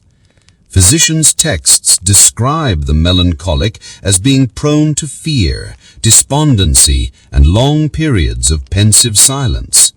Their skin might be sallow, their digestion poor, and their thoughts turned inward. This is, in its way, a comfort. It means your sorrow is a physical ailment, like a fever or a bad cough. It is a substance in your body, a thick, dark sludge, poisoning your disposition. It's not a failure of your character, it's a failure of your internal plumbing. Not your fault, really, just bad bile.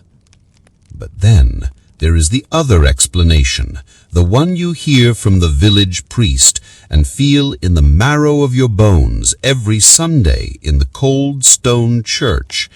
This sorrow has a spiritual dimension. It is called acedia. This is a much more troubling idea. Originally, acedia was known as the noonday demon, a particular trial that afflicted monks and hermits in the desert. They would find themselves, in the heat and stillness of midday, overwhelmed by a spiritual listlessness. It was a profound boredom with their holy duties, a disgust with their cell, a feeling that God was distant and their life's work was pointless. This spiritual sloth was considered a dangerous sin, a turning away from God's love. Over the centuries, the concept of acedia trickled out of the monasteries and into the general population, merging with the folk understanding of melancholy. So now you are caught between two narratives. Are you simply unwell, a victim of rebellious black bile? Or are you a sinner, succumbing to the subtle temptations of a demon who wants you to despair? When the priest talks of acedia, he describes a willful sadness, a spiritual laziness where you refuse to take joy in God's creation. You look at your own hands, chapped and calloused from work, and wonder if your inability to feel joy is a choice. You try to choose it. You look at a wildflower growing by the fence, a splash of brilliant blue against the dull green. You command yourself to feel delight. There, a flower. God made that. Be joyful. But nothing happens. The flower remains just a patch of blue, and the leaden feeling remains unchanged. This is the most frightening part, the possibility that it is your fault and that you are failing at the most basic spiritual task of being grateful. A fringe tidbit you might hear whispered among more scholarly types, or perhaps a traveling friar, is the connection of melancholy to the planet Saturn. Astrological medicine was a serious business. Each planet was thought to govern certain humors and personalities. Those born under Saturn were believed to be naturally melancholic, serious, studious, and prone to sadness. Some even saw it as a sign of intellectual depth. The melancholy of the scholars was a kind of sorrow that came from thinking too deeply about the world's problems. It was a strange sort of validation, suggesting that maybe your sadness wasn't just bad bile or a lazy soul, but the side effect of a thoughtful mind. You are, you think, with a hint of grim humor, the philosopher king of bean-weeding. As the sun reaches its zenith, the time of the noonday demon, you feel the weight settle most heavily. The world seems to stop. The heat shimmers above the fields. The other villagers have paused their work to eat their midday meal of bread and cheese. Their laughter and chatter reach you from a distance, sounding like the noise from a different world. You have no appetite. You sit in the shade of the great oak, feeling the rough bark against your back, and you are lost between worlds. You are sick in the body, sinful in the soul, and born under a sad star.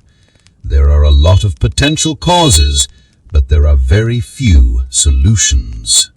The villagers, in their own way, try to help. Their world is small and tightly knit, and your listless silence is as noticeable as a sudden limp or a festering wound. The remedies they offer are drawn from the two great streams of medieval thought, the earthly and the divine. The solutions come as a mixture of folk medicine, religious duty, and well-intentioned, if slightly baffling, advice. The village wise woman, a widow named Elspeth, whose garden overflows with a chaotic jumble of herbs, is the first port of call for anything the priest can't fix with a prayer. She sees your condition through the lens of humoral imbalance. If you are afflicted by an excess of cold, dry, black bile, the solution is obvious. You need things that are hot and wet to restore your equilibrium. She comes to you one afternoon, her knuckles bony as she grips a small linen pouch. Her advice is practical and pungent. She prescribes a diet heavy in moistening foods.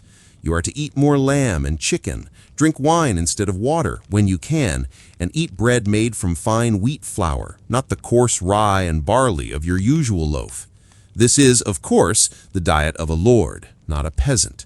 It's the medieval equivalent of being told to, just eat lobster and drink champagne, you'll feel better. You thank her, knowing that the finest meal you can hope for is an extra egg in your pottage. Her herbal remedies are more attainable. She gives you a bundle of borage to steep in hot water. Its tiny star-shaped blue flowers are said to make a man merry.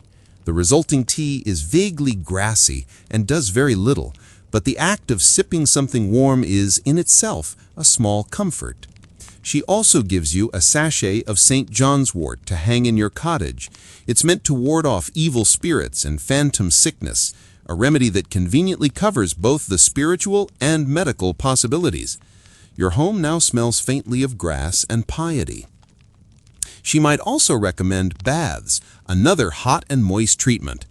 The problem is, bathing for hygiene is not a daily affair, and a hot bath for you means heating buckets of water over the fire, a laborious task for a full-sized tub you don't even own. More likely, it's a vigorous scrub with a coarse cloth and a bowl of warm, herb-infused water. While the physical warmth is pleasant, the effort it takes often seems to outweigh the potential benefit. A stranger piece of advice you might get relates to smells. The olfactory world of the Middle Ages was rich and intense, and smells were believed to have powerful effects on one's health and disposition. Since melancholy was cold and dry, you should seek out warm and moist scents. You were told to sniff crushed mint leaves or the petals of a rose. Some medical texts of the era went even further, prescribing the smell of freshly baked bread as a cure for a sad heart. There is a gentle logic to it, the idea that the simple, good sense of life could coax a weary spirit back into the world. It's a far cry from crocodile dung sunscreen, but equally born of a world trying to make sense of things through sensory input. Then there is the priest. His concern is for your soul, and his remedies are drawn from a different pharmacy. When you speak to him, or rather when he speaks to you after observing your lethargy during Mass, his diagnosis is acedia. The cure is not found in herbs, but in discipline. He tells you that your idleness is giving the noonday demon a foothold. You must fight back. His primary prescription is prayer. You are to pray more often, with more focus. You are to recite the Psalms, particularly those of lamentation, to give your sorrow a voice and direct it toward God. But when you try, the words feel like stones in your mouth. Your thoughts drift. The leaden blanket smothers your concentration. Trying to focus on the divine feels like trying to see the stars in a mud puddle. Your failure to pray properly only deepens your fear that this is indeed a spiritual failing, a neat little cyclical problem. The priest also prescribes more work, not less. He believes that physical labor will occupy your mind and body, leaving no room for the devil's whispers. An idle mind is the devil's workshop isn't just a quaint saying. It's a core theological belief. So you are to work harder in the fields, mend more fences, fix the squeaking hinge on the church door. You are already exhausted, and the thought of more work is, well, exhausting. Still, you do it. You throw yourself into the physical tasks, and for a short while, the ache in your muscles can distract from the ache in your soul.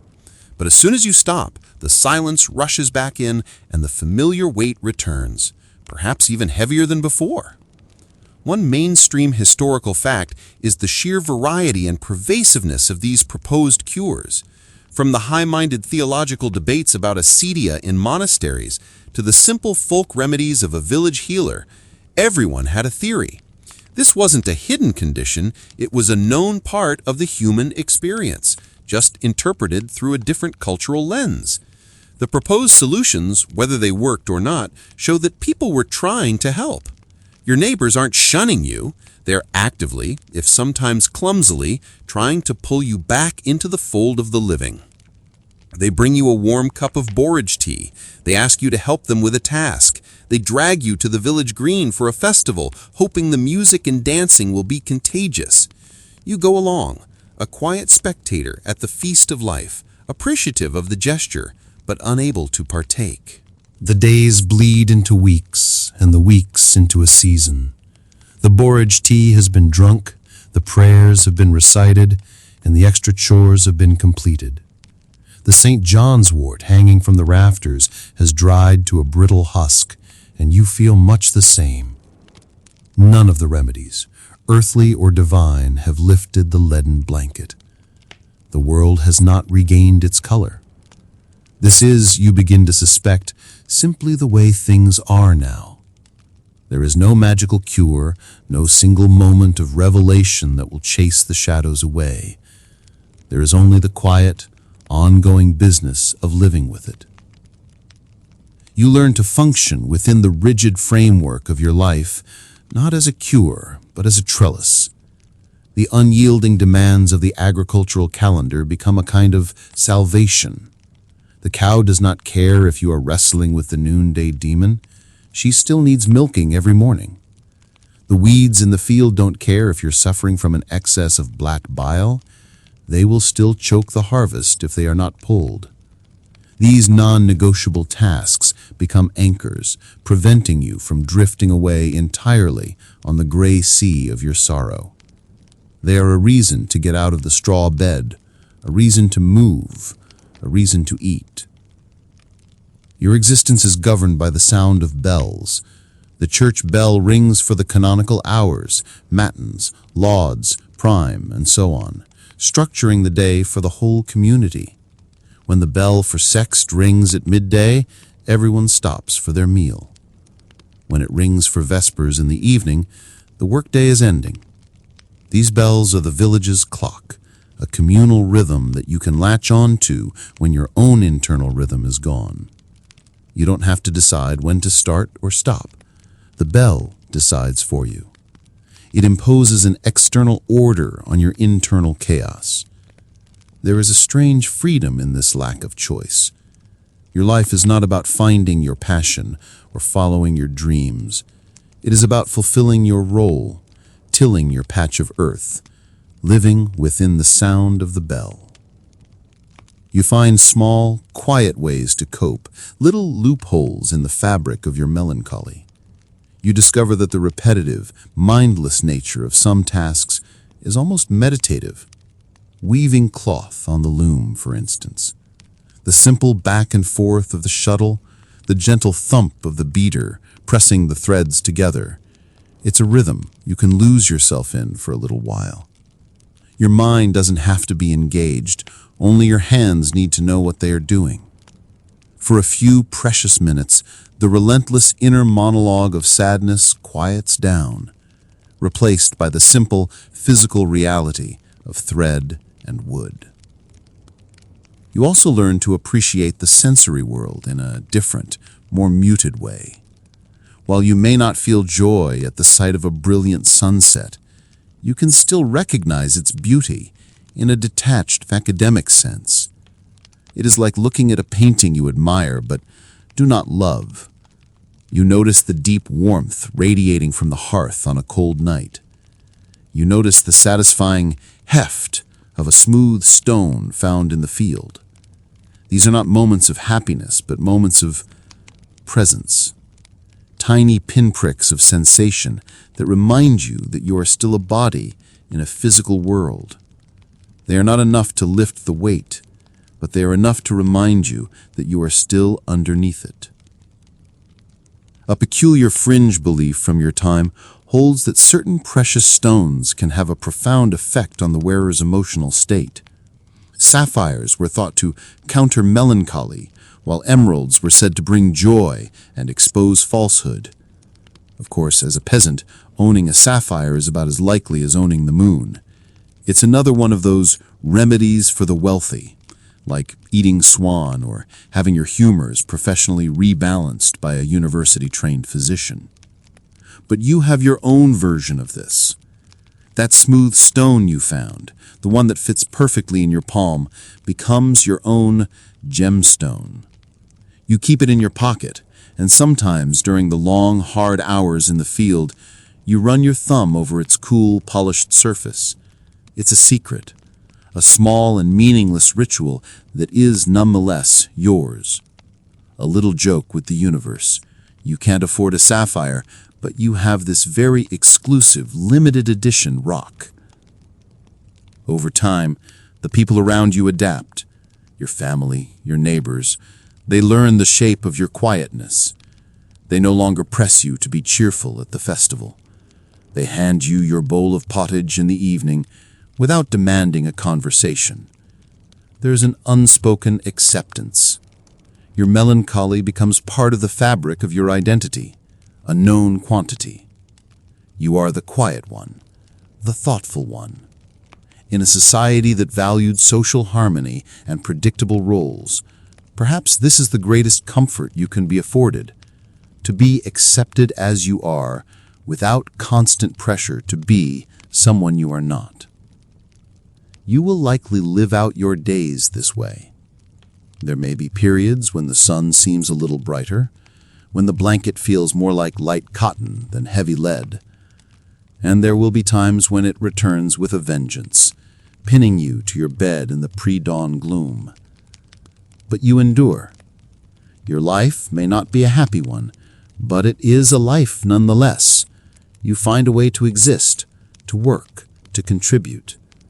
You are a single, somber thread in the vast, complex tapestry of your village. You live and work and sleep, waking each morning not with hope, perhaps, but with a quiet, stubborn resilience, ready to face the day, all within the sound of the bell. What a night of regret was like for a Viking raider. The fire has burned down to a heart of glowing embers, a deep, pulsating orange that breathes silently in the dark. It offers little light and even less warmth against the damp chill rolling in off the sea. You pull your woolen cloak tighter around your shoulders, the fabric coarse and heavy, smelling of wood smoke, wet wool, and something else, the faint, metallic scent of the day's work. Around you, the camp is asleep. The slow, rhythmic sound of the waves on the gravelly beach is underscored by the soft, guttural snores of 40 men, all exhausted into silence. You sit alone on a cold log, your back to the beached longship whose proud, carved dragon prow is a black silhouette against a star-littered sky. To your left is the loot. It's a messy, glittering pile caught in the low firelight.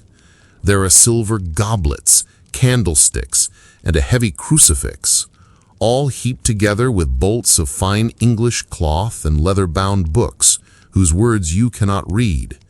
It is a king's ransom, a fortune that will make your jarl puff out his chest and secure your own reputation for another year. This is success. This is what you crossed the churning gray water for. But why does the sour taste in your mouth have nothing to do with the stale ale you drank earlier? There is a hollowness in your chest, a quiet, cold space where the triumphant satisfaction is supposed to be. You look at the pile of silver again. It isn't treasure, it's just stuff. Cold metal and silent cloth that feel alien and inert. You were a farmer for 9 months of the year.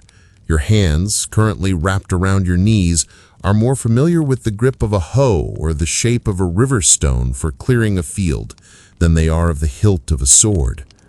This fact of life, that most Viking raiders were part-time combatants and full-time farmers or traders, is a reality that the skalds tend to skim over in their grand poems of battle. No one sings a saga about a hero's excellent turnip harvest. A log in the fire shifts, sending up a brief flurry of sparks that spiral into the immense darkness and die. Your gaze drifts over the sleeping forms of your companions. There is Bjorn, whose snoring could serve as a navigational hazard for passing ships. There is Olaf, his boyish face finally relaxed in sleep. You fought beside them today. You formed a shield wall. You did what was required, and you were rewarded for it. That heavy silver ingot near the top of the pile, That's your share. It's enough to buy a good piece of land back home, perhaps a new cow. Right now, it looks like a very heavy, very shiny paperweight. You run a hand over your face. Your beard is braided, the intricate patterns you worked into it this morning still mostly intact. Tucked into a leather pouch at your belt is your grooming kit, a small comb carved from bone, a pair of bronze tweezers, and a delicate ear spoon. You, like your comrades, take pride in your appearance. The sagas are filled with descriptions of beautiful hair and fine clothes, and it's one of history's little jokes that the English monks who wrote about your savagery also complained that Norsemen were vain, bathing every Saturday and forever combing their hair to seduce local women. At least you were a well-groomed agent of chaos. The thought brings no humor, just a weary sense of the absurd. This whole venture feels absurd tonight.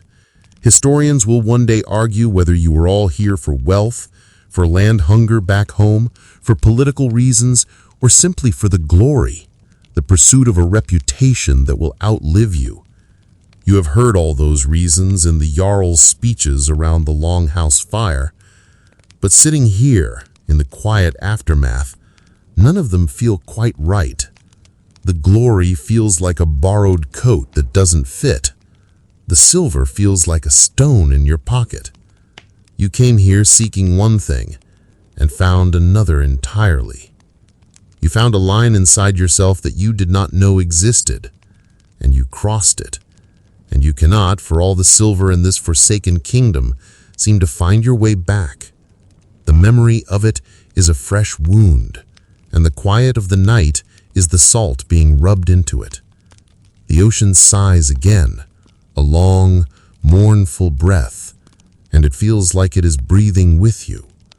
And so you sit and wait for a sleep that you know will not come. You stare into the heart of the dying fire, watching the embers pulse with a soft orange light. It's a hypnotic, rhythmic breathing that seems to pull you under. The twisting flames that occasionally flicker up from a pocket of pitch in a log are like bad storytellers, casting distorted, dancing shadows on the sand and conjuring shapes from the dark. In the shimmering heat haze, you see faces, helmets, the dark, gaping maw of a doorway. And just like that, the day begins to play again. Not the way the skalds will sing it, all heroic charges and flashing steel. It comes back in broken pieces, a jumbled collection of sharp sounds and ugly images, like a play put on by a very bad and very loud troupe of actors. It starts with the sound, the grate of the longship's keel on the sand, the sharp shouts of your Jarl, a sound that cuts through the sea mist, the splash of your boots hitting the cold, shallow water. It was a perfect landing, a surprise attack on this soft, wealthy coast. The plan was flawless, executed with the brutal efficiency of long practice. To get here, you'd crossed the vast North Sea, navigating by the sun and stars.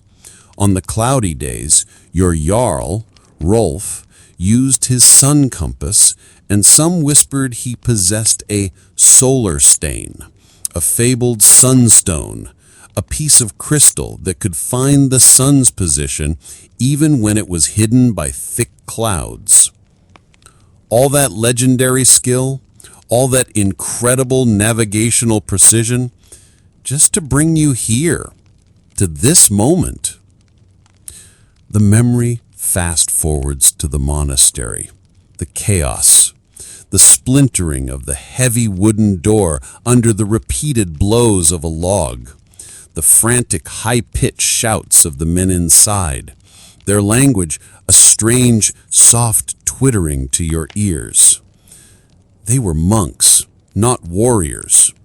Dressed in dark, simple robes, they scurried like startled mice, trying to hide their treasures and themselves. Your comrades moved through the halls with a purpose you suddenly lacked. They were gathering the silver, the gold, the embroidered silks. They were doing the job. You found yourself in a quieter room, a place where the walls were lined with shelves holding dozens of scrolls and bound books. The air smelled of ink, old parchment, and beeswax. In the center of the room, a lone monk sat at a high wooden desk. He was old, his face a roadmap of deep wrinkles, his scalp bald save for a thin ring of white hair. He wasn't cowering or pleading. He was just sitting there. An ornate manuscript lay open before him, a river of black ink and delicate gold leafwork he had likely spent years creating. As you stepped into the room, your shadow falling across his desk, he slowly looked up. And this is the part that keeps replaying. He did not look at you with fear or with hate. He looked at you with the profound, bone-deep weariness, a sort of infinite pity. It was the same look you once saw on your father's face when he had to put down his favorite hound after it broke a leg. It was a look that saw past your axe, your leather armor, your carefully braided beard. It saw something broken. Your heart was a drum in your ears. The adrenaline of the raid, the so-called battle fury, was a fire in your veins. Historians will one day debate the true nature of the Berserker Gang, whether it was a shamanic trance, a battle psychosis fueled by psychoactive mushrooms, or simply a poetic way of describing rage. Right now, you suspect it was mostly just plain, simple fear, dressed up in a wolfskin cloak. You were ready for a fight, for defiance, for begging. You were not ready for this quiet, patient disappointment. It felt like an accusation, more powerful than any weapon. In that silent moment, something inside you snapped. Your hand, holding the small axe you use for farm work back home, moved of its own accord. It wasn't a choice. It was a twitch, a panicked reaction to a silence you could not bear. The memory does not show you the blow. It just shows you the aftermath. The old man slumped over his beautiful book.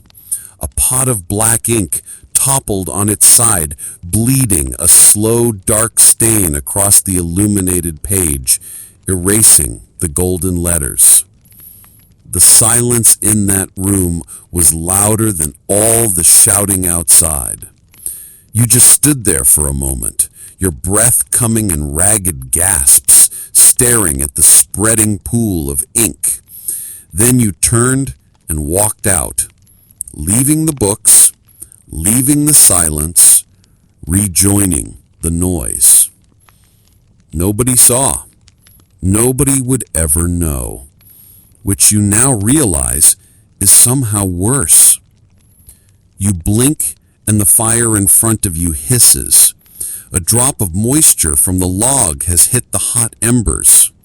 The memory recedes, but the feeling remains, clinging to you like the damp sea air. You look again at the pile of loot, at the bound books stacked carelessly near the bottom. Maybe they contain great secrets, poems, the histories of kings. Maybe they hold advanced sheep-shearing techniques. A real missed opportunity. The thought is meant to be a joke, a little piece of gallows humor to lighten the stone in your gut.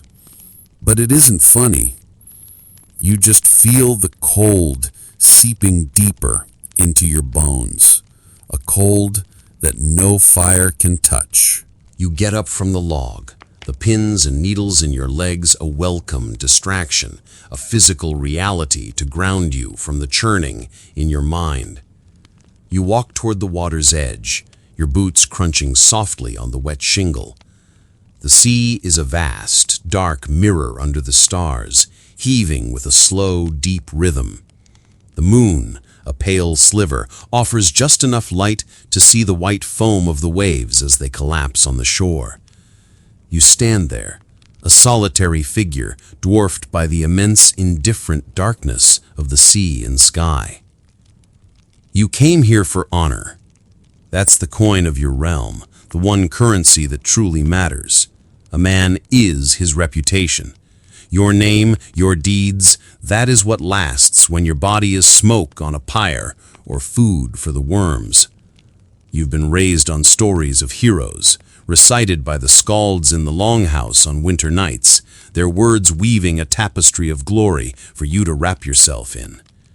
You learned about Sigurd, who slew the dragon Fafnir and won a cursed horde. You learned of Ragnar Lothbrok, whose daring raids made kings tremble. Their names echo through generations. This is the promise. Act with courage, and you achieve a kind of immortality. The problem is, the honor you were taught about doesn't quite match the shame that is currently making a home in your stomach. What you did today, where does that fit in the grand ledger of a man's life? There was no courage in it. You faced no warrior. You did not meet his shield with yours in the glorious clamor of a shield wall. There was no exchange of wolf-gray spears, no feeding of the raven, none of the poetic euphemisms for a worthy battle. You met a quiet old man's weary gaze and reacted like a cornered animal. There is no saga in that, no song to be sung, just a quiet, dirty secret. The code is complex. Honor is not just about bravery in battle. It's about keeping oaths, about loyalty to your jarl and your kin.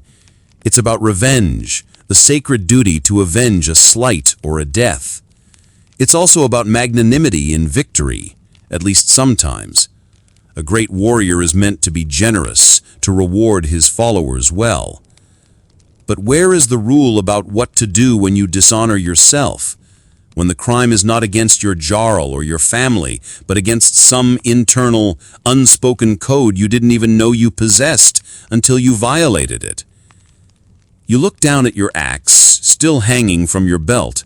It's a simple tool, a bearded axe with a curved blade and a worn wooden handle, polished smooth by your own hand.